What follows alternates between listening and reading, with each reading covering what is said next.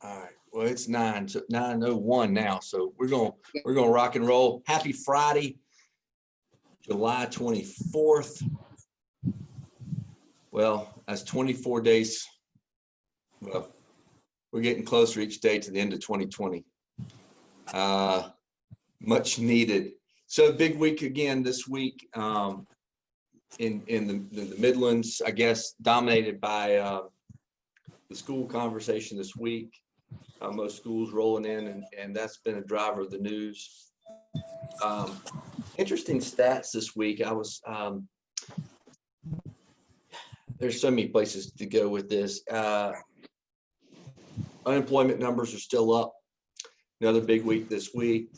We've got waiting for Congress to act. I won't get on my soapbox, but they've kind of known this date was coming, and so now Sundays when the extra $600 is rolling out. We don't know what happens going to happen with the PPP. It's almost like they're playing a little bit of Russian roulette just to see, hey, what's the economy going to do?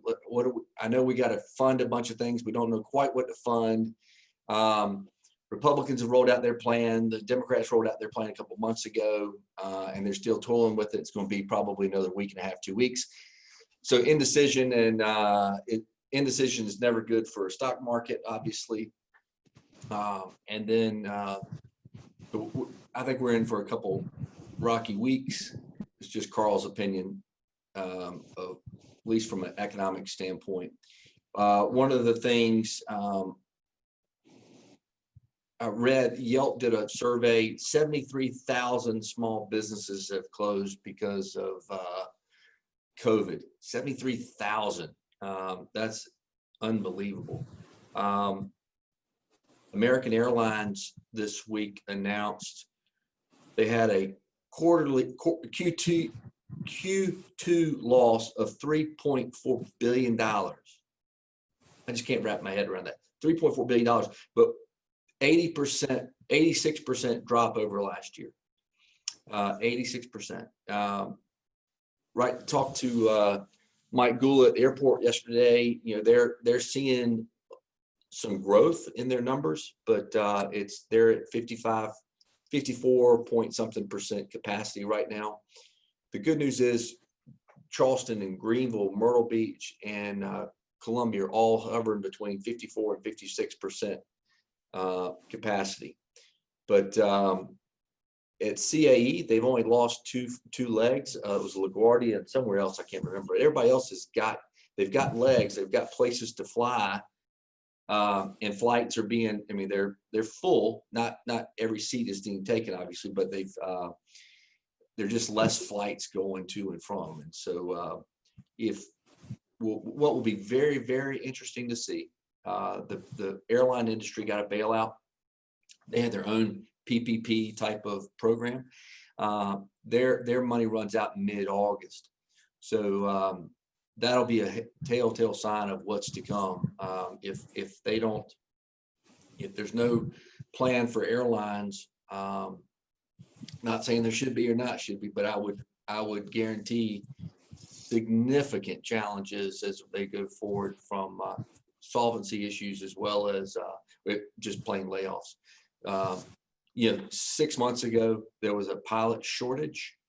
Now there's too many pilots, not enough flights, but so many are of retirement age. And so what happens there when we bring some back? I mentioned this a previous Friday.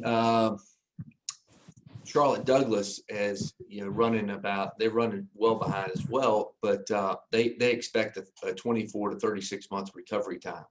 And so if we just got to start thinking strategically about things. If a bunch of pilots are going to retire and you're going to lay them off, they ain't coming back, right? In 24 to 36 months. And so you got to have a new crop, or else we're going to have a significant challenge going forward. So it is the economy may be a little bit like Malfunction Junction at 5 o'clock on a Friday. Anyway, we'll switch to something positive. Dr. Witherspoon's here. Congratulations. I know you've had a long week. I don't know a superintendent has not had a long week in 3 or 4 months. 5 months. But I know Richland 1, Richland 2 are virtual programs. You haven't probably heard anybody complain all week, have you, Dr. Witherspoon? No. I think you probably. Yeah, I know you're thank you for that. And I just want to, this is tough, folks, from teachers to, staff to parents. We get it. We get it. And hopefully with what we've laid out, we'll be able to move, hybrid and so forth. And we'll continue to monitor and we want to get it. We want to get to a good place. And it's tough. It's tough. That's all I can share with you. But we appreciate folks' patience, and we get the connections and all of that. But we'll move as quickly as we can, as things go. But sometimes it's as slow as you have to. But we do have some options in what we've laid out in terms of how we approach some things. So we'll continue to move forward. I appreciate the minute, Carl. Yeah, absolutely.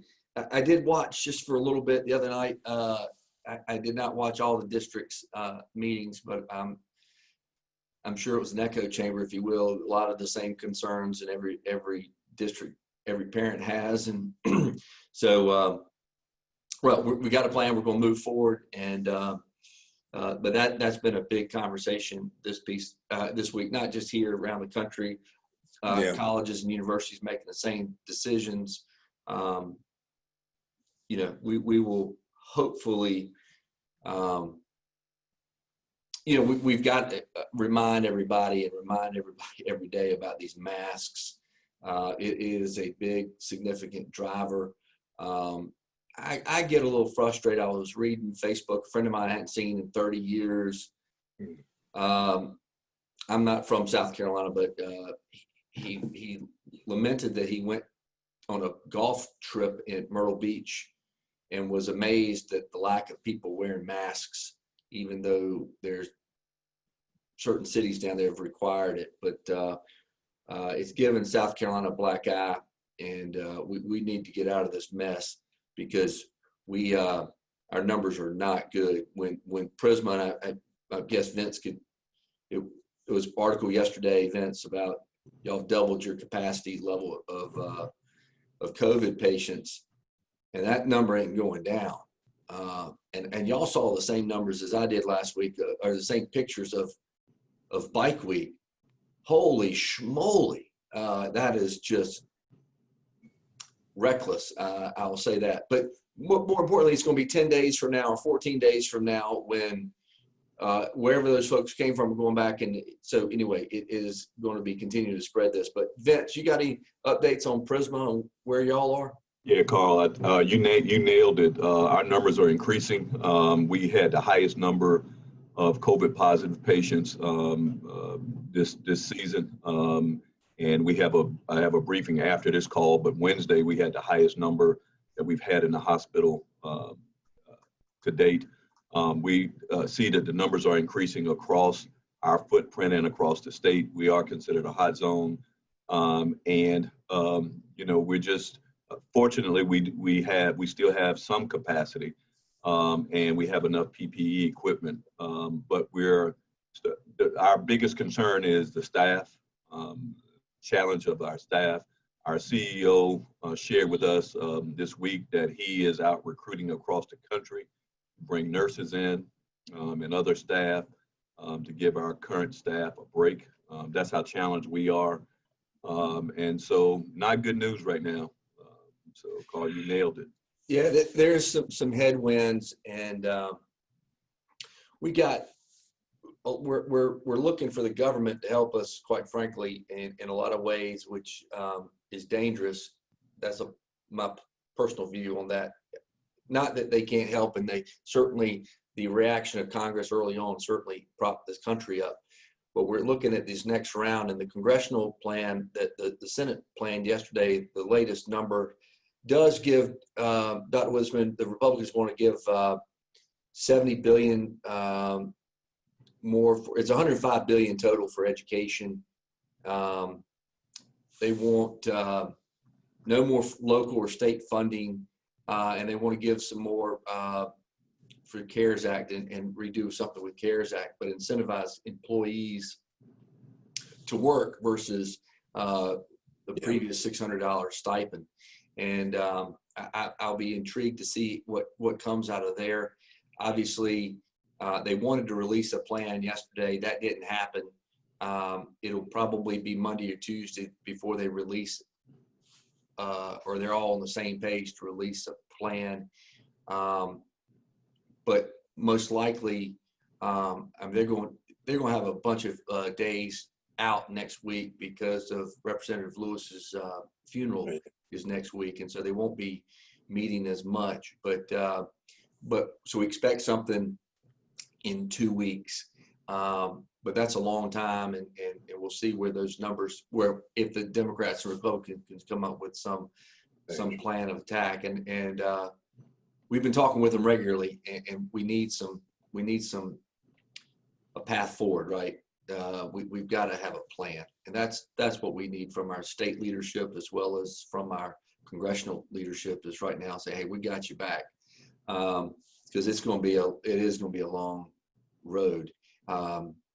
New York has now put police officers at gates at LaGuardia to monitor people coming in from hotspot states. One of those being South Carolina. When you got island nations that are blocking people from coming from hotspots, anyway, that's a scary place to be. But the good news is it looks promising for some vaccines later on this year, so that is actually positive. What else we got for this week? What's on somebody's mind? Todd, you got anything happening with you, or anything that you've been worried about? Just trying to get in front of people. It's difficult. I go up to the upstate Spartanburg area, Greenville, go down to Charleston some. It's hard to get any FaceTime with someone where you can get in front of them and talk to them. Yeah. It's hard to put personality in an email. It very much so. It's changing the way we interact with folks, no doubt. I had a meeting this morning prior to this one, and one of our CEO of one of the largest companies here in town, they monitor productivity quite readily, right? I mean, that's an important piece of the business model, and productivity's been up over the last 4 months. And the question is why is on everybody's mind. Why would productivity be up? Well, one, you're stuck at home. You have nothing else to do. That may be it. You have nowhere else to go. You don't have soccer practice, football practice for your kids. That may be part of it. It could be anxiousness and whether or not there is going to be a job at this end of this. So maybe people are putting forth a little more effort to show worth. It could be working at home. It changes people's perspective, and people are happy to be working closer to your family and having more interaction with them during the day. I can see that goes both ways sometimes, at least at my house. But it is interesting, and this is going to be a great capstone project for some college kids when we get through this, is productivity during a pandemic, because a lot of companies that have been working hard remotely are doing quite well. Others not so much. So I'll be intrigued to see those numbers. But it is hard, Todd, to get out in front. I know I talked to another company today, a national company, that they will probably stay virtual through the end of the year. So, Carl, and that trend is happening more. It was, we'll come in June 1st, then it was wait until after July 4th. Now it was Labor Day, and now it's like, forget it. We're just next year. yeah. How about anybody else? You got Adam, everything good? We'll add that note, and that'll kind of control. Hey, thanks, Carl. Hello, everybody. I guess on the event side of things, we've got some concern with the fundraisers. We've been working hard to bring people virtual, but some of the sponsors, understandably, are saying that they're not able to sponsor events that will have attendees, people there in person, and so they don't want to be they can't be tied to something that could be spreading COVID. So for some of our clients, that's very concerning. But we have been working more on a virtual type platform, so we can keep it COVID safe, but still reach many more people outside of just the standard 100, 200, 300 person event. So we're working through it just like everybody else, but trying to turn lemons into lemonade, to use the old saying, Carl. But I know that feeling. I first event held back a big one that's gotten some attention is the National Cornhole competition going on this week at the Convention Center. I didn't know it existed. Quite frankly, I apologize for those that cornhole for a living. I'm glad you're here in Columbia, but I relate this to curling, right? You see it every 4 years at the Olympics, but otherwise it's out of sight, out of mind. So, hey, Right. Carolyn, anything going on with you?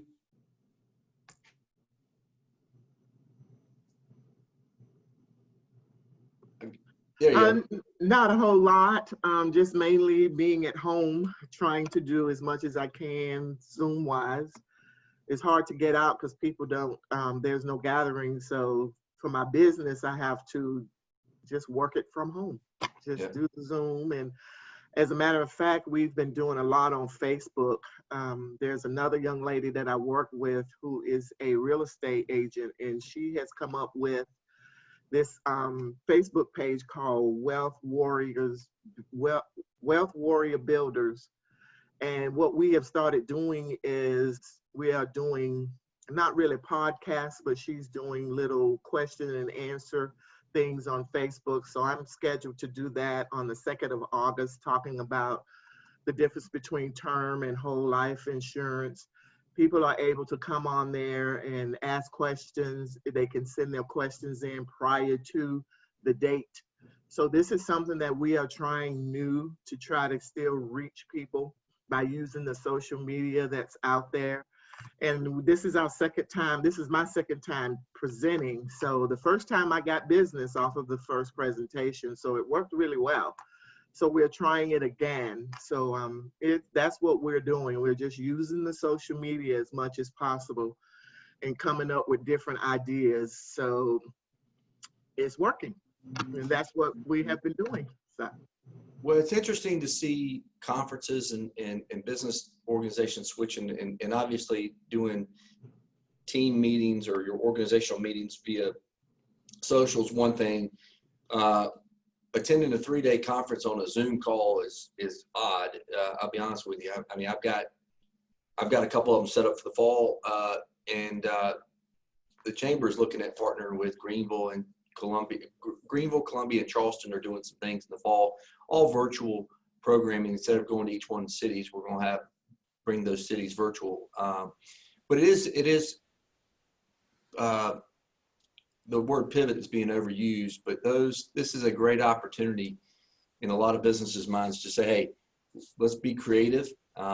Let's take the time to think differently. And because if you think that it's not going back, we're not going backwards. We got to figure out a new model forward. And that's like holding your breath and closing your eyes and taking a chance, but I think it'll pay off. So, well, good luck. Anybody else got anything that we need to talk about? Carl, this is Frank Mundy with Stewart Engineer. Hey, Frank. I just wanted to circle back to one of the things that was mentioned earlier about productivity. We've definitely have seen productivity increase as well. Actually, one of the things that has our concern as much as anything, as far as the employee is concerned, is the work home or work life balance. In that it's switched the other way around to the point that a lot of folks, myself included, working at home, for those of us who haven't, were forced into this, how do you draw that line of, I'm shutting my laptop off and I'm going to go to the other side of the house and be in the home life versus the work life. And then if you're in quarantine, well, I'm gonna go in there and just shoot a few emails, and then 3 hours later you worked versus on a Saturday afternoon versus. So it's really the opposite of that. Is how do you have that balance and teaching people and training folks of how to have that balance, because it is put everybody on their head, to say the least. Yeah, I agree with you. It's I'm not telling a story out of school, but y'all all know David Lockwood, our former chair at the chamber. He was home working in his office, and his wife finally said, you need to go back. Y'all, I saw you more when you worked in the office than I did you working at your home office. I mean, you're exactly right. And that's a delicate balance, I think, and there's going to be some ebbs and flows there. The commercial market space, everybody was going down from individual offices to cubes to shared space, shared desks and all. Now that model's shifting, the people going to work at home for virtual. I do think they'll come back. I think you'll see a lot of companies go virtual, and then they realize they don't have that balance, and they miss the interaction of people and the conversations and the connections you make. So I do think it does come back over a period of time. It may take 12 to 24 months to do that, but I agree. You get into these ruts. So we need to have some conversations, I guess, and Rose has been telling me this from day one. We did have one seminar on mental health, but we're going to need to have a few more of them, I think. Any other points that we need to talk about? Hey, Carl, it's Rich. Hello, Mr. Odell. Hey, one of the things we're watching is coming up in November is it's a huge election coming up, and if we take a look back at what happened in the primary with the precincts all getting crunched together, and so many poll workers not showing up because they were afraid of COVID. Well, a lot of the poll workers are of the age that they should be concerned. So, the questions we all have to ask are, what are the preparations being made to make sure that the poll workers are protected? I mean, are they all going to be wearing masks, face guards, hazmat suits, or what? What about the people standing in line? What about the early voting? There are a million questions right now. And what we don't want to do is get to November and have a fiasco like we've had in the past and a couple times. So I think there's a lot of questions that need to be asked, and I don't envy the folks at the Election Commission right now. They have their hands full, and there's a million unanswered questions. And I think we all need to make sure that we're asking questions. And South Carolina, Richland County elects, we're ready for this thing, because it will be a huge onslaught of voters. And how are they going to count all these votes? How long is it going to take? If we have a huge percentage of absentee, will we have any idea the election totals for a week? A lot of questions. All 100% legit issues there. We've had, and it's not something you can fix in a week or 2 weeks. You gotta plan well in advance. So valid points there. I'm interested. Carl, I want to add one thing to Mr. Odell's comments. He's absolutely right. And today we're 100 days away from the election. So I mean, we're close distance away from that election, and all of those things, all of those questions need to be answered, and need to be answered soon. And hopefully the General Assembly will allow voting by mail or voting absentee in advance. That's going to help a lot, so that we don't have those problems and challenges. But we're 100 days away from that election. And Carl, I want a healthcare point I want to go back and make is it's starting to be emphasized more of wearing glasses or some type of eye shield. That was where I was going. Yeah, so make sure that if you're wearing a face shield, make sure it covers your nose and your mouth. But if you're going in a store, I wear glasses and contacts, but I've not been wearing my contacts lately.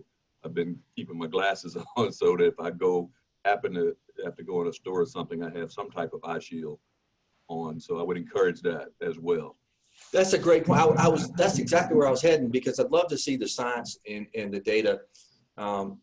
I walked into a meeting this week, and somebody had actually a meeting. I had 2 in-person meetings on the same day the other day. It was like, holy cow, doubled my average here. But but somebody was wearing a face mask. And I love the face mask because you could actually see somebody's expression. And you walking downtown or walking into places, I don't recognize anybody with a mask on, quite frankly. And so they don't recognize me, which is great too. But seeing somebody smile, I was talking to somebody this week about how I just missed people walking down the street, seeing somebody smile. Now, they could have been, and they probably were, but I didn't see it because of the mask. And so this is little things that you take for granted, but I really am intrigued with the face shields.